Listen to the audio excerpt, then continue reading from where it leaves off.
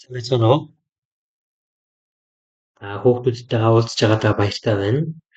Хамтдаа би залбираад эхэлнэ. За залбирахын өмнө хоёр хөрөн гарнуудаа атгаад толгоогоо жоохон бөхөөлгөөд багшийнхаа хэлж байгааг дагаж хэлээд залбираарай. Хамт залбирая. Бурхан минь баярлалаа. Бид бүхнийг сүм чуулгандаа ирж чадхаар тусалсанд баярлалаа. Таны үгийг сураад илүү өсөж чадхаар та туслаарай. Бурхан таны үгээр дамжуулан Бурханы хүн болж төлөвшөж чадхаар Бурхан та тусалж өгөөрэй. Энэ бага балчир насандаа Бурхан таны хайрыг баттай ухаарч чадхад та туслаарай. Өнөөдөр уг нөхрөлдөө хамтдаа оролцуулж өгч байгаадаас талархаж байна. Өнөөдрийн энэ эрхэм цагийг эхнээс нь дуустал Бурхан та бүтэж өгөөрэй. Эзэн Есүсийн нэрээр залбирлаа. Байна. За тун удахгүй шинэ жил болох гэж байна. Тэгэхээр хүүхдүүд маань их одоо баярлаад догдолж байгаа. За шинэ жил болохоор баярлаж догдолдог шалтгаан юу гэдгийг мэдэх үү? Би одоо хүлээж авах учраас тийм ээ. Тэгэхээр цэцэрлэгт явах юм бол цэцэрлэгт нь шинэ жил төхөөд ирэх юм бол эцэг эхээрээс нь одоо дамжуулаад тэр бэлгийг нь бэлдээд цэцэрлэг дээр нь бэлгийг өгдөг. Мөн чуулганы сургууль дээр бас бэлгийг өгдөг. За тэгээд сургууль сурдаг бол бас сургууль дээр нь бас бэлэг өгөх тохиолдол байдаг. Ямар ч байсан энэ шинэ жилээр яадаг вэ гэхээр бэлэг авдаг болохоо хүүхдүүд их шинэ жилд их дуртай байдаг. Тэгээд энэ шинэ жилийн баярт их дуртай байдаг аа. За гэтэл өнөөдрийн үгийн сэдв маань Бурхан минь баярлалаа гэсэн олон хүн юу гэхээр одоо ямар нэгэн бэлэг авч юм уу баярын өдрүүдээр дамжуулаад маш их баярладаг бол төрсөн өдрөөрөө баярладаг, бэлэг авахаараа баярладаг, шинэ жилээр баярладаг. Гэтэл юу гэхээр бас нэг чухал баярлах ёстой зүйл гэж байгаа. Тэгэхээр тэр бол Бурханы бид бүхэнд өгсөн бэлэг гэж хэлж болно. За Библиэс харуул ийм үг байдаг. Яаков номны 1:17 дээр төгс бэлэг нь дээрээс эцгээс бууж ирдэг гэсэн байна. За Бурхан бол юу гэхээр бид бүхэнд хамгийн эрхэм бэлгийг өгсөн. За тэр бэлэг бол юу гэхээр Эфес номны 2 дугаар бүлгээс харах юм бол авралын бэлгээ гэсэн. Мэдээж юу гэхээр одоо олон хүн юу гэхээр бэлэг гэхээр зэрэг ингэж төсөөлдөг. Амттан, тоглоом, чихэр, бичээ гэдэг энэ зүйлсийг юу гэхээр бэлэг гэж бодоод байдаг. Мэдээж тэдгээр нь юу гэхээр түр хугацаанд бол намайг баярлуулдаг. Гэхдээ одоо энэ дэлхий дээр байдаг тоглоом болохоор хуучраад муудчихдаг байна. Эвдэрдэг тохиолдолч байдаг байна. Түр хугацаанд баярлуул гэсэн юу гэхээр одоо үргэлж баярлуулна гэж байхгүй. Яг тухайн мөчтөл ямар гоё юм бэ гэж баярладаг ч жоохон тоглоод ирэхээр уйдахаараа яадаг вэ? Бэлгээ орхичих тохиолдол байдаг байна. Үнэхээр их бас чихэр гоё гэсэн их хэдэд авах юм бол шүд өвдөх аюултай байдаг байна. Тэгэхээр юу гэхээр энэ дэлхийн бэлэг юу гэхээр яг богинохон хугацаанд баярлуулдаг ч гэсэн хэтрүүлчих юм бол юу гэхээр бас буруу зүйл бас байдаг. За гэхдээ Бурханаас бид бүгдэнд өгдөг бэлэг гэж байгаа. Бурхан бол юу гэхээр бид бүхэнд бүхнийг өгсөн байна. Тийм учраас бид бүхэн хамгийн их баярлах ёстой зүйл нь бол Бурхан гэж хэлж болно. За энэ дэлхийн өгдөг бэлэг бол жоохон цаг хугацаа өнгөрөхөд муудчихдаг. Жоохон цаг хугацаа өнгөрөхөд хуучирчдаг тийм бэлэг. Гэхдээ Бурханы өгдөг бэлэг бол юу гэхээр ерөөсөө муудах. Ерөөсөө хуучдаггүй байгаа. Тэгэхээр мөнхийн бэлэг гэж хэлж болно. За Бурхан бид бүхэнд үнэнхээр хайртай учраас олон зүйлийг өгсөн. За энэ шилдээс харуул багш нь уншиж өгье. Хөвөөс номын 17:25 байна. Тэр өөрөө амьсгал хийгээд хамаг юмсыг бүгдэд өгдөг гэсэн. За бид бүхэн хин нэгнээс бэлэг авах юм бол үнэхээр их баярлалаа, талархлаа гэж тэгдэг. Гэхдээ Бурхан юу гэхээр хамаг юмсыг бидэнд өгдөг гэж. Юу гэхээр бид нар юу гэхээр чухал биш одоо байнга бидэнтэй байж байгаа учраас нэг чухал биш гэж тооцдог тийм зүйлүүд байдаг. Жишээлбэл ус баг. За гэтэл ус гэдэг зүйл юу гэхээр ус байхгүй газар ч гэсэн байдаг байна. За одоо маш хэцүү амьдардаг одоо улсад бол юу гэхээр ус бол юу гэхээр маш ховор зүйл учраас усны төлөө юу гэхээр одоо маш том тэмцэл болдог. За гэтэл бидэнд юу гэхээр Бурхан усыг өгсөн байна. Амьсгалах агаарыг өгсөн байна. Бидэнд бүх зүйлийг бүгдэнд маань өгсөн гэж. Тийм учраас яах ёстой вэ гэхээр хамгийн их талархах ёстой зүйл юу гэхээр Бурхан гэж хэлдэг. Тэгэхээр өнөөдрийн үгийн сэдэв маань Бурхан минь баярлалаа гэсэн байна. Бурхан бидэнд юу гэхээр хамаг юмсыг өгсөн учраас бид бүхэн Бурханд баярлах ёстой. Дээрээс нь бид бүхэнд юу гэхээр мөнх амийг өгсөн учраас баярлах ёстой. Бид бүхэнд авралын бэлгийг өгсөн учраас Бурханд баярлах ёстой. За тэгвэл эхлээд Бурхан хамаг юмсыг өгсөн гэдэг нь яг юу өгсөн юм бэ? Тэрийг нэг бодж үзье. Тэгэхээр бид бүхэн өглөөс ирдэг тийм ээ. Өглөөс ирээд ламсгаа авдаг. Бас өглөөс ирээд хардаг зүйл юу гэхээр нар үсттэй. Тэгэхээр үнэхээр баярлах зүйл их байгаа. Бурхан минь бидэнд нарыг өгсөнд баярлалаа. Бурхан минь өнөөдөр агаарыг өгсөнд баярлалаа. Мөн өнөөдөр гэдэг нэг өдрийг өгсөнд баярлалаа. Өнөөдөр чуулгандаа ирж чадхаар туссанд баярлалаа. Энэ бүхий л зүйлийг хамаг юмсыг өгсөн зүйл чинь Бурхан шүү дээ. Бид бүхэнд үнэндээ эцэг эхийг маань гэсэн Бурхан өгсөн. Бид бүхэнд амьсгалах агаарыг ч Бурхан өгсөн. Бид бүхний эдэлж хэргэлдэг тэр төмөс ногоо хүнсний ногоо гэсэн гадраас гарч ирдэг. Гэтэл тэр газрыг ч гэсэн Бурхан бидэнд өгсөн. Бурхан хүн амьдруулахын тулд энэ дэлхийг бүтээсэн гэсэн. Тийм учраас Бурхан хүнд үнэнхээр хайртай учраас бид бүхнийг үнэнхээр эрхэмдэн тооцдог учраас хамаг юмсыг өгсөн. Тийм учраас бид бүхний хэлж чадах зүйл юм гэхээр бүх зүйлийг өгсөн Бурхан минь баярлалаа. Ингэж талах ёстой. За энэ хүүхэд дулаан хувцас өмсөж байгаа. Тэгэхээр дулаан хувцсыг өгсөндөө баярлалаа гэж хэлж болно. Бурхан минь бидэнд өмсөх хувцсыг өгсөнд баярлалаа. Тэгэхээр нарыг ч өгсөн байна, өмсөх хувцсыг ч өгсөн байна, бидэнд байгаа гэрийг ч өгсөн байна. Олон зүйлийг бид бүхэнд өгсөн учраас Бурхан минь баярлалаа гэж хэлж чадна. За энд бас нэг хүүхэд байна. Өглөөнийхөө цаг ууж байгаа хүүхэд байна. Тэгэхээр өглөөний цайг өгсөн баярлалаа.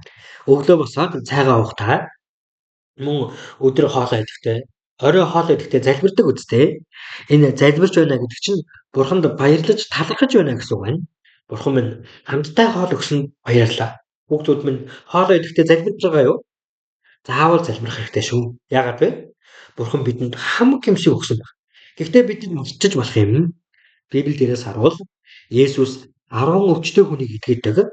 За гэтэл тэр 10 өвчтөе хүнээс нь баярлалаа гэж ирсэн хүн ганцхан байсан баг. Нэг л хүн ирсэн. Есүс асуусан. Би 10-10 хүн идгээсэн байхад яагаад 9 хүн 9 нь яагаад байхгүй вэ гэж асуудаг. Нэг л хүн баярлалаа гэж буцаж ирсэн. За тэгэл өвчний нэдгээд өчөж байгаа учраас юу гэхээр одоо тэр өвчин нэдгэрсэндээ баярлсан да. Одоо найз нөхөдөө миний өвчин идгэрсэ гэж хэлэхэд явсан байхаа. Эцэг эхтэйгээ уулзаж өвчин минь идгэрсэн гэдгээ хэлэхэд явсан байхаа. Есүсээр дамжуулаад уудлын өвчин минь идгэрсэн. Гэтэ ганцхан хүн талархлаа гэж байна. Тэгтээ үүнийг бодоод үзвэл юу гэхээр бид бүхэн одоо хэтэрхий их баярлаад хэтэрхий их хөөцлөн бол юу гэхээр түүнээсээ болоод яг энэ бүх зүйлийн цаана хамаг юмсыг өгөөд байгаа нь Бурхан шүү гэдгийг мэдчихдэг байна. Тэгээд өөрөө ганцаархнаа баярлаад өөрөө баярлаад өнгөрчих аюултай тал байдаг.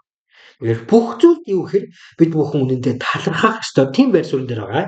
Яагаад вэ? Хамаг юмсыг Бурхан бидэнд өгсөн учраас. Энэ хүүхэд байна.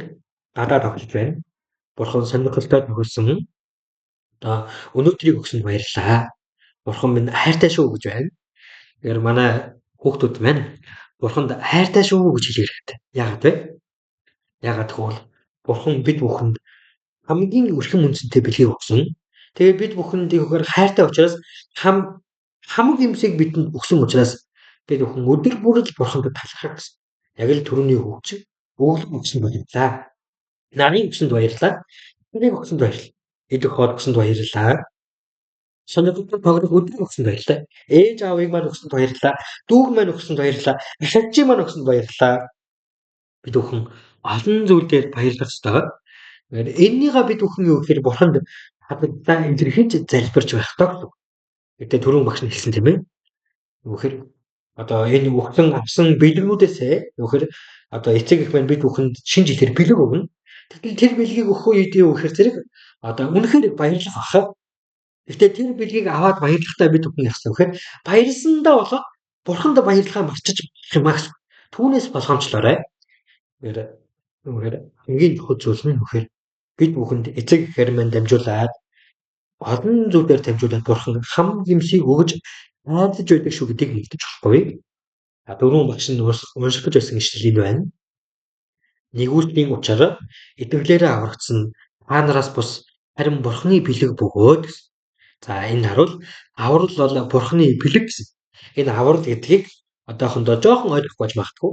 Гэтэ аврал гэдэг нь юу гэсэн үг гэхээр одоо бид бүхнийг хамгийн сайхан газар болох тэр Деважин руу шүдний өвчин гэж байхгүй, уйлах гэж байхгүй, өвдөх гэж байхгүй, хайртай өнөөгөөсөө хандсах гэж байхгүй, харанхуй гэж байхгүй, хамгийн сайхан, хамгийн амттай жимс өгдөг, хамгийн үзэсгэлэнтэй газар бол Деважин руу тэр Деважин бидэнд бэлгэсэн гэсэн үг. Аврал гэдэг бол тэр бүх зүйлийг Есүсээр дамжуулаад өгсөн гэсэн үг.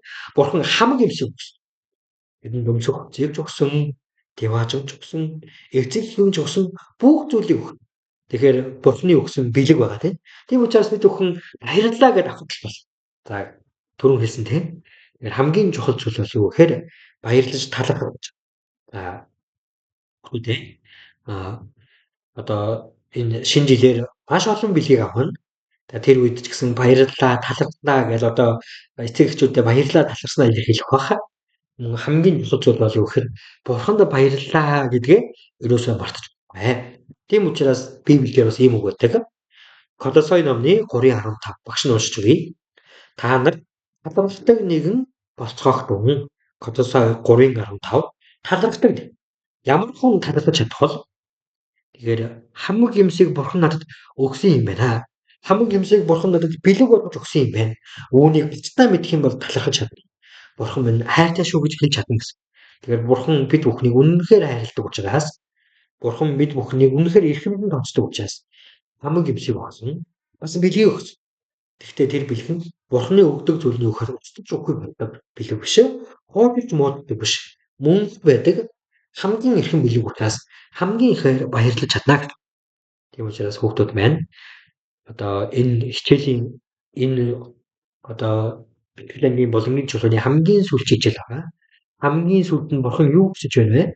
Баярлаж талархаа гэсэн. Библийн дуулал номын төгсгөл номын хэсгүүдээс харуул. За одоо бурханыг мэддэг тун, Бурханд баярлах тун, талархах тун гэсэн үгнүүд маш их байдаг. Хамгийн чухал зүйл бол юу гэхээр талархлаа гэж хэлж байна. Тэгэхээр бурханыг магтаалаа гэж хэлж байна. Тийм учраас хүүхдүүд маань бурханд талархах шалтгаан өчнөө байгаа гэдгийг санаарай. 10 хуруугаа гаргаад үзээрэй.